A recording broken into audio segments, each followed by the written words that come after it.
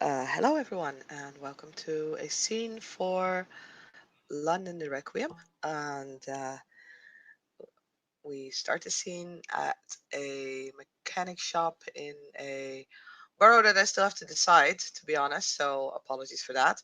Um, Not like right in the city center, but a little on like the outskirts of the center. It's a small shop.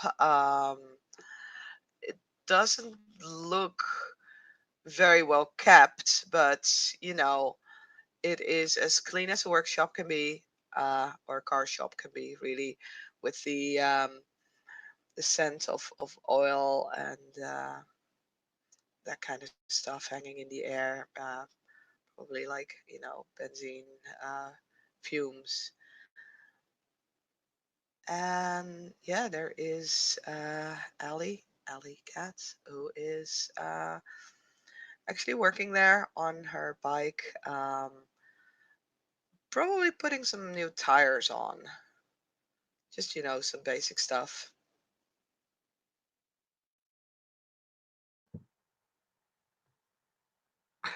All right, from outside, you hear the sound of a truck die as the engine is turned off, and you hear a tapping noise. As you hear a cane tapping on the ground, and into the shop, you will see this individual stride. He's very he stands very tall and he's got very pointed features. It's up to Ali if she recognizes him because he is ridiculously famous. I mean, Ali has been in the city for a while. Basically, And he is as I said, he has a world. He is the ringmaster of the world famous Cirque du Soleil input, the Cirque du Macabre. He's also an incredibly famous stage magician. hmm So if Ali follows that kind of thing, like he does a lot of what we call like kind of goth punk wizardry kind of stuff like that, like the Chris Angel vibe. hmm I'm pretty sure Ali follows at least fellow kindred. So, she will she'll stand up from where she was kneeling on the ground, putting this tire on, grabs like a rag and cleans her hands. Just does a quick check in the mirror to see if there's any kind of, smudges on her face. Notices that isn't that bad, and is just gonna walk up. For the record, you can see vampires, or when two vampires see each other, they can immediately sense each other's quote unquote predatory aura. hmm So Joshua turns, and there's that lightning moment of realization that flicks through both of them as he offers a slight smile. You see the slight upturning of his thin lips before he says, "Huh, good evening, Miss." Ali, cat. That is a delightful monogram. And who do I have the pleasure of meeting? My name is Joshua. Joshua Bainforth. He extends his hand. She will shake his. She's totally pretending that she didn't know, but then she's like, "Huh? Didn't I see you in some magazine of sorts?" Oh, maybe. It was probably that time when when I had to escape from a box under the Thames.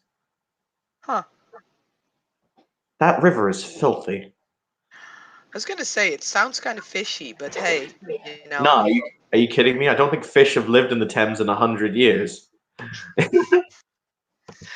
ah, I mean, I see people fishing plenty of times, and that doesn't say that they catch anything but old shoes. But hey, I mean, what are you gonna do? Old shoe here, old shoe there. Eventually, you're gonna have enough to, hang one over your mantle and tell the kids. perhaps so. I don't know what they throw in the river nowadays. Do you work here? No, I'm selling fish and chips on the corner. Fascinating. I can totally get behind that. Can I have one large order of haddock and chips, please? We're fresh out of that. And to be fair, the quality of oil that we're using is terrible. Yeah, I mean it's so crude. Hmm. So, what can I do for you? Or what can the shop do for you? In all honesty, one of the bikes in my show got pretty mangled up. I'm wondering if it should just be sold for scrap or if there's any, I don't know, hope for bringing it back from the dead Lazarus style. I mean, if you're attached to it, anything can be brought back from the dead. I'm not particularly. It is what it is. But if it helps, it's given me the opportunity to make your acquaintance. Hey, Ali, he might be low key flirting with you. Well, that's like 5 minutes in scene. Wow. Okay. I, So, let me have a look at this beauty as she kind of starts walking around him. cool. He puts his hand in his pockets as he leads you outside. It's probably one of those really quick, speedy, like Yamaha bikes that, Hmm. kind of designed for speed rather than comfort. And he points to it and he says, "Yeah, no, unfortunately, ripped out the front wheel. And needless to say, if it helps, it was an utterly spectacular blow up." Natalie is still inspecting Joshua and says, "Well, at least the booty is all right, but I don't know about the rest of it." Joshua he stifles a laugh, but he'll say, "Well, as I said, you're the expert in booty, clearly." Oh yeah, and then she will focus her attention on the bike. So just the full fork, you said? That's all? Mhm. Yeah, that's all that we could see. Once again, as I said, Ah, don't ask me about how these things function. I just nod along and sign the checks for people to buy them. mm. And she's just gonna, I out of character have no idea about mechanics, so she's just gonna walk around, inspect the bike, probably check the engine. It looks mostly okay. Um,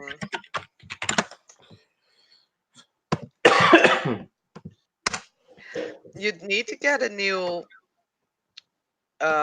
wheel and full fork, but other than that, the problem is though, this looks like a little bit of an older model.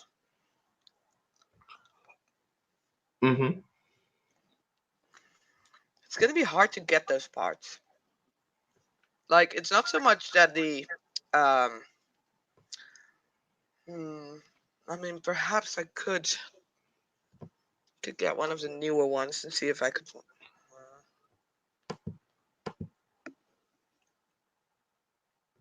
I could probably do it. It would be cheaper. Um, than buying a new one, though a new one would probably be more sturdier. So it kind of depends on what you want to do with it.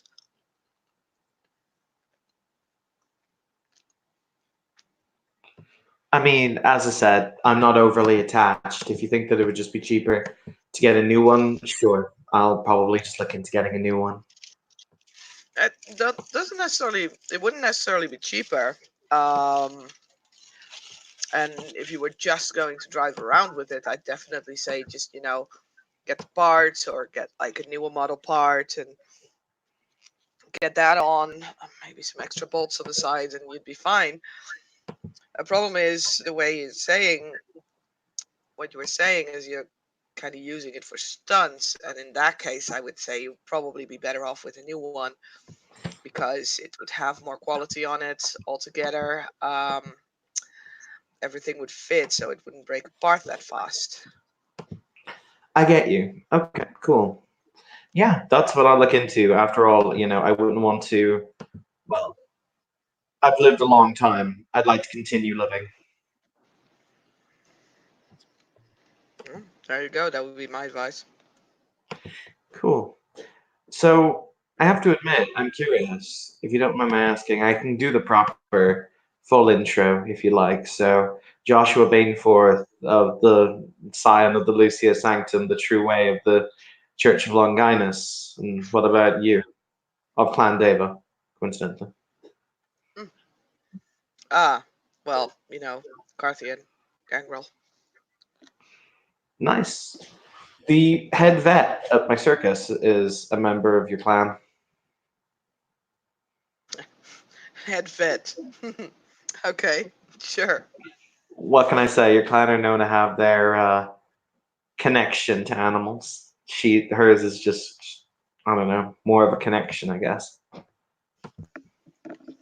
Mm. I mean, never gets your dick hard.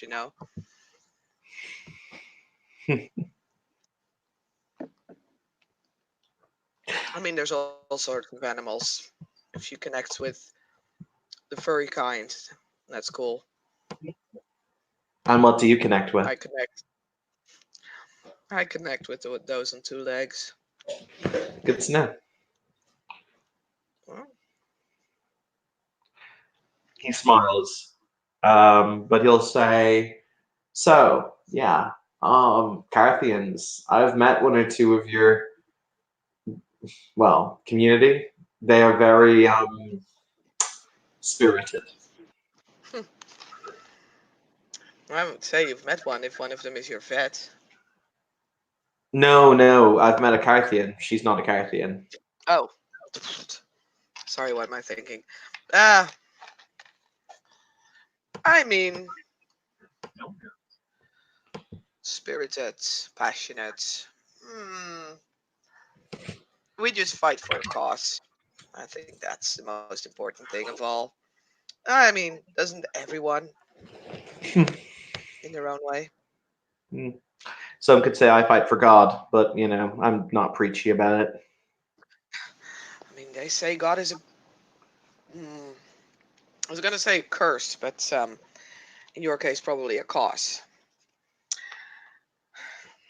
I mean, hmm, I've been called a Jesus bother. I've been called, which is ironic, but I've been called a lot of things. But ultimately, I don't try and force my religion on people.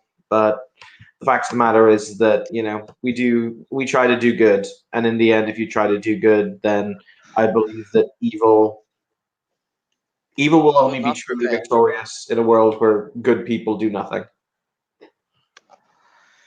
I suppose. I mean, it's nice to hear you do good. It's I wouldn't necessarily do it your way. I've seen a lot of shit, and I've never seen a god. But you know, I get your point of good people trying to do good things. Hmm. There's not enough of it these days. No, there isn't. There was an interesting news broadcast actually the other day about a new foundation that's opening up in order to help the underprivileged youth of London city centre. They seem to Hmm. be up for doing some good. Hmm. Yeah, I've heard about it. I'm looking into it actually. So, you know, Hmm. I mean, I was considering offering to do a benefit gig for them. I mean, to be fair, like you said, there are a lot of people doing a lot of good. There's also a lot of bad people pretending to do a lot of good. I'd first like to know if it's real before I would put my money where, you know, it should be. I mean, that's entirely fair, I suppose. But ultimately, I don't know. I like to have faith that there is the capability of man to do good. I mean, faith is all fun and fair, but I'd like to have a little more proof than just going by faith. I get you. I think that faith is an interesting place to start, but I don't think it's the end. Then again, you have faith in your movement. A movement is in many ways like a god. You ascribe it these wonderful tenets and you give into it your belief, your faith, your fundaments, and hope that it lives up to the understanding and the virtue that you ascribe to it. Oh, you're not wrong there.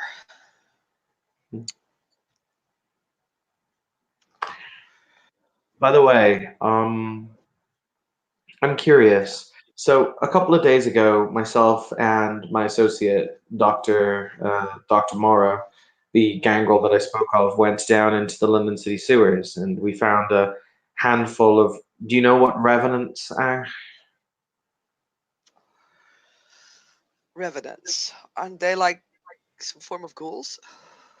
They're what happens when a powerful vampire feeds, kills the victim, and there's an accidental intermixing of their blood. Essentially, like half kindred. Huh.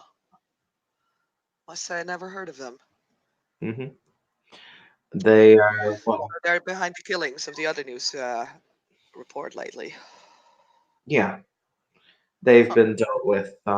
They've been taken to the Shard. I didn't realize the Invictus had a kindred prison, but apparently they do. A kindred prison. Yeah, Huh. I didn't know it Just for existed. those revenants, or No, it's apparently been a thing for much longer. interesting. As I said, I had no idea it existed. So I am guessing they didn't want necessarily to have that publicly exposed. well, we live in a maquette domain. They tend to like their secrets and their circumstance. Mm. Mm. I think information should be freely available. Wow, said like a true Carthian. What can I say? No, I get you. Um, in all honesty, I'm not exactly sure, but I'm more concerned with the fact that these revenants were created by something that I think is still down in the sewers. So whether or not this is all over, I honestly don't know. Specifically created or like an accident? I think like an accident. I think it's something that was very hungry and very old, and I think it drained them without a second thought. And I think that it's still down there. And what do you base that on? Pure faith or facts? Well, the revenants apparently have a really strong connection to their sires or to those who created them. And apparently they could still feel it in the sewers. Huh. He I thought shrugged. Nosferatu had the sewers. So did I.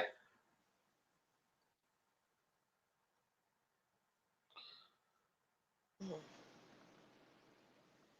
Well, maybe they don't have everything.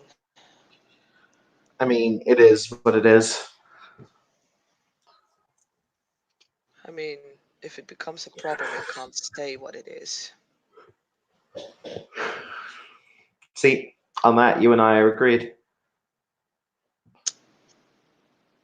It's always nice, right? You find someone that agrees with you. I guess. But thank you for the advice on the bike. Yeah, no problem. And hmm, I'd be honored if you'd come and be our guest at the show. He flicks out some tickets from the inside of his coat pocket. She'll take them. Any specific days that you performing? We perform generally Thursday night through Sunday night, so just come whenever. Okay. And when do you do the booty dipping into the Thames thing? When I get a new bike. Check. I mean, if you're ever interested and want to earn some extra cash and you're willing to defy death on the back of a motorcycle, I'm sure I could use you. It sounds like an interesting offer. Cool. He smiles as he sits into the truck and he ignites the ignition. which point you see him, he flicks his hand like twice, like flick, flick, and he says, "Oh, and for the record, I did roll for this. By the way, my number's in your cell phone." She'll raise an eyebrow. I was gonna ask, but apparently I don't need to. I mean, a little magic now and then, after all, right? Sure, but trust has to grow, and it comes both ways. Cool. In that case, you have my word. I won't do magic on you again unless you ask. That's one of those tricky things, right? The point where I'm like torpid on the ground and can't actually ask, and you're like, oh no, I would only do it if she asked. I mean, I'm also not a dick. That's almost a bit of a shame. As she I will mean, pointedly look at his pants. at that point, he will simply wink and run away. Thank Yeah, you. Ellie will turn around and get back into the shop with like a shit-eating grin on her face. When you look up the phone number, you will indeed see Joshua surrounded by XOXOXO in the. And on that note, we shall end our scene. Thank you, players, for playing. Thank you, watchers, for watching. This has been another scene in Requiem for London. Have a pleasant evening.